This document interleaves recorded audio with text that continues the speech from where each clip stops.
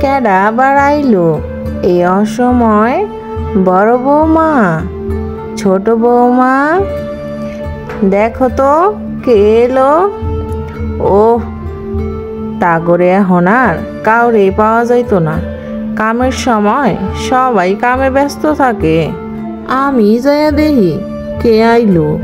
আইতাছি আইতাছি, একটু দাঁড়াও, অত বেল বাজাইতে হইব না। ও গিনিমা, গিনিমা, বাড়িতে কি কেউ নাই নাকি? বাবু, ও বাবু, অনেকক্ষণ ধরে বেল বাজাইলাম, বাড়ির কাছে আইও ডাকতাছি। ও বাবু, বাড়িতে কি কেউ নাই নাকি? কি রে রতন, অত ডাকাডাকি করছিস কেন এত সকাল সকাল? ঘুম থেকে একটু চা খাইতে বইছিলাম, আর অমনি তুই ডাকা শুরু কইরা দিছস। কি কবি ক দেহি, তোগো জ্বালায় তো একটু চা খাইয়াও শান্তি নাই। এ আসে ও আসে, এই গেট খুলতে খুলতেই জীবন শেষ হয়ে যায় আমার। বউগুলাও পাইছি, একজনের ডাক দিলে আরেকজন হিংসা করে আইতেই চায় না। সেই আমারই কষ্ট করে উইঠাইয়া গেট খুলে দিতে হয়। গিনিমা, আমি তো বাবুর কাছে আইছিলাম। আমার তো একটা কাম বড্ড প্রয়োজন। আমার একটা কাম না হইলে যে আমার ছোট বাচ্চাগুলা কোনো খাওয়ানি পাইব না। আজকে 2 দিন ধরে ঘরে আগুনই জ্বালাইতে পারে না গিন্নি। গিন্নিও মেলা জায়গায় কাম খুঁজে, কিন্তু কোথাওই কাম পায় না। তা গিন্নিমা, আমারে যদি একটা কামে লাগাইতেন, আপনাকে বাড়ি তো মেলা কাম আছে, আমার একটা যদি কাম দিতেন, দিন শেষে আমারে টাকা দিতে হইতো না, আমারে কয়টা ভাত দিলেই হইব। তোরে যে কাম দিমু, এখন তো আমাকে মাঠের সব ফসলই উড়ে এলাইছে, আর তোর বাবু গেছে গঞ্জে, কখন যে আইব তার কোনো ঠিক ঠিকানা নাই। আর আমগো বাড়িতেও কামের লোক লাগবো না। কামের লোক এমনিতেই তোর বাবু না কইরা দিছে। আমার 2 ছেলের বই সব কাম কইরা ফেলায়। হুদা হুদা মাইসেরে কামলা রাখা টেহা দেয়া দরকার আছে নি ক? একটা কামলা রাখতে হইলে 3 বেলা খাওয়াইতে হইব, আবার বিকালবেলা টাকাও দিয়ে হইতে হইব। কিন্তু শোন, তুই তো আমার গ্রামের পোলা, তোরে আর কিবা না করি, কিন্তু এখন তো আর আমার কামের লোক লাগতো না। তাই তুই কিছুদিন পরে আহিস। তা তুই মানুষের বাড়ি কামলা দিতে আইসস কেন? তোর বাপের না জায়গা সম্পত্তি আছিল, ওগুলা কি সব বেচা গেছে তোর ভাই, নাকি কিছু আছে? না গো গিনিমা, ওই বাড়ি ভিটাটা আর ওই পাশে একটুখানি জায়গা আমারে ভাই দিয়া গেছে, আর সবই তো বিক্রি করে ফেলাইছে। তা ওই ছোট জমিতে কিছু লাগালেও তো পারিস, ফসল কর, দেখবি মানুষের বাড়ি গিয়ে তোর আর কাজ খুঁজতে হবে না।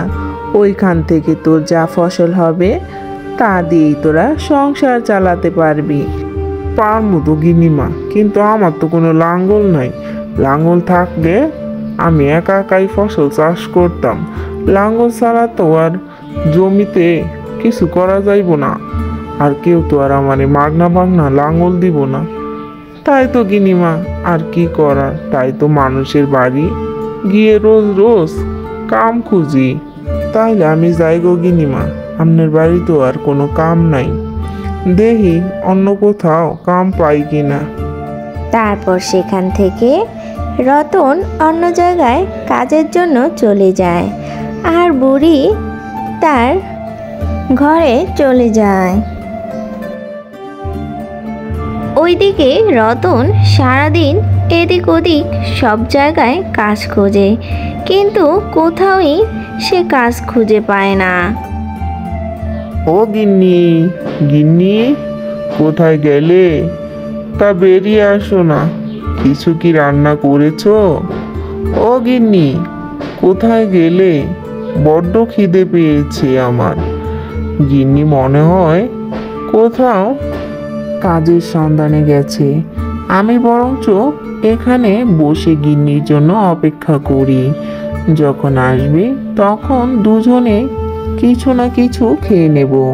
বাচ্চা দুটো সেই সকালে স্কুলে গেছে, এখন তো এসেই বলবে বাবা কি খাবো।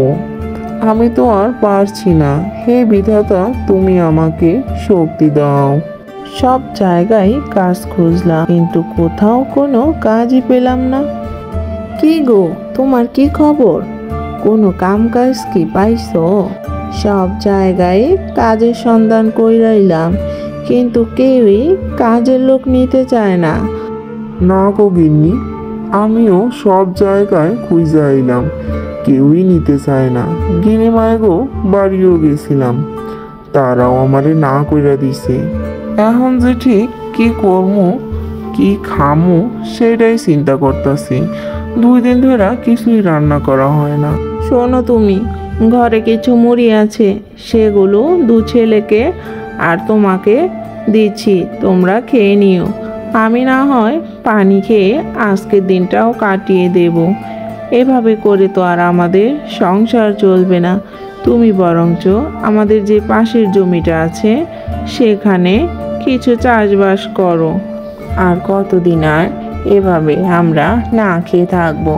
ছেলেগুলো বড় হচ্ছে, তাদের জন্য তো আমাদের কিছু ভবিষ্যৎ করে যেতে হবে। না গো গিন্নি, তুমি ছেলেগুলারে নিয়ে মুড়ি কয়টা খাইয়া ফেলাইও। আমি বরঞ্চ জমির কাছে গিয়ে একটু দেখি জমিতে লাঙ্গল চাষ কিভাবে করা যায়। আমার তো আর লাঙ্গল নাই, কেউ তো আমারে এমনি এমনি লাঙ্গল দিবও না। তারপরে যায় দেখি কারো কাছে যদি ধার চাইতে পারি, সেখানে একটু গাছের নিচে গিয়ে ভাবি। তাইলে তুমি যাও, গাছের নিচে যাইয়া ভাবতে থাও, আমি কাম করি। না, এমনি করে আর দিন যাবে না। গিন্নি তো ঠিকই বলল, পাশের জমিটাতে যদি কিছু চাষ না করি এভাবে আর হচ্ছে না। যাই গিয়ে দেখি। তারপর রতন তার ফসলের জমির দিকে রওনা করলো। ফসলের জমিতে এসে সে মুখখানা ভার করে বসে রইল, কারণ সে কিভাবে মানুষের মতো ফসলগুলো লাগাবে। হে বিধাতা, কেন তুমি আমাকে এত গরিব বানিয়েছো? একটু সচ্ছল করলেও তো পারতে। আমার আর সহ্য হচ্ছে না। সৃষ্টিকর্তার কাছে সে নানা কথা বলছে, আর অঝরে তার চোখ দিয়ে পানি গড়গড়িয়ে বেরিয়ে পড়ছে, আর মুখ থেকে তার ভাগ্যকে বারবার করে সে দোষ দিচ্ছিল। ঠিক সেই সময় তার কান্না দেখে এক পরী সেখানে আসে, আর এসে তাকে জিজ্ঞেস করে, তুমি কান্না করছো কেন? তোমার কি হয়েছে? পরীটি তাকে বারবার বলতে থাকে, কিন্তু কৃষক তার কথায় কোনো উত্তরই দেয় না। পরে কৃষক তার দুঃখের কথা সবই পরীকে জানিয়ে দেয় যে সে সব জায়গায় কাজ খুঁজতে গিয়েছিল, কিন্তু কোথাও সে কাজ খুঁজে পায়নি। আজ 2 দিন ধরে তার পরিবার না খেয়ে রয়েছে। তার একটু জমি আছে, কিন্তু এই জমিতে চাষাবাদ করতে হলে তার একটি লাঙল লাগবে, কিন্তু তার তো তেমন সামর্থ্য নেই লাঙল কেনার। তারপর পরীটি তাকে বলে, তুমি চিন্তা করো না, তুমি এক্ষুনি অনেক খুশি হয়ে যাবে। আমি তোমাকে এক সোনার লাঙল দিচ্ছি। এই লাঙল দিয়ে তুমি এই জমি চাষ করলে দেখবে তোমার অনেক ফসল লাভ হবে, আর তোমার বেশ কষ্ট করতে হবে না। তা পেয়ে কৃষক বেশ খুশি হয়ে গেল আর তাকে ধন্যবাদ দিল, আর পরী তাকে সেই লাঙলটি দিয়ে সেখান থেকে চলে গেল।